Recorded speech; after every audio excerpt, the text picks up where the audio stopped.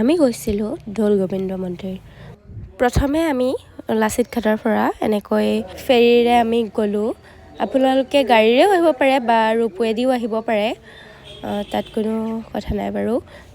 ফেৰীৰ পৰা নামি মাত্ৰ 500 মিটাৰ দূৰত থকা এই দৌল গোবিন্দ মন্দিৰটিলৈ হয়তো বহুতে আহিছে আৰু কিছুমানে হয়তো আহিম বুলি আহিব পাৰে। যিহেতু মন্দিৰৰ ভিতৰৰ ভাগ ফটো লোৱা নিষেধ, তো আমি বাহিৰৰখিনি আপোনালোকক অলপমান দেখালোঁ।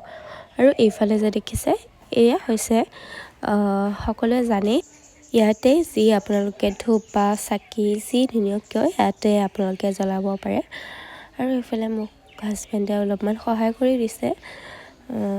মন্দিৰলৈ গ'লে মনটো বহুত ভাল লাগে নহয়নে? আৰু এইফালে আপোনালোকক প্ৰসাদ হিচাপে পায়স আৰু এয়া প্ৰসাদ আপোনালোকক দিব। আৰু এইফালে অকণমান মন্দিৰটো অলপমান চাই ল'লোঁ, ঘূৰিছোঁ। মনটো বৰ পবিত্ৰ যেন অনুভৱ হয় নহয়নে? অলপমান বহাৰ পিছতে মনত পৰিল যে আমাৰ ফেৰীখনৰ টাইম হৈ গ'ল, আমি যাব লাগিব। আৰু আমি তাতে ফেৰীঘাটতে কিবা এটা খাই লৈ আমি ঘৰলৈ বুলি উভতিলোঁ। বাই।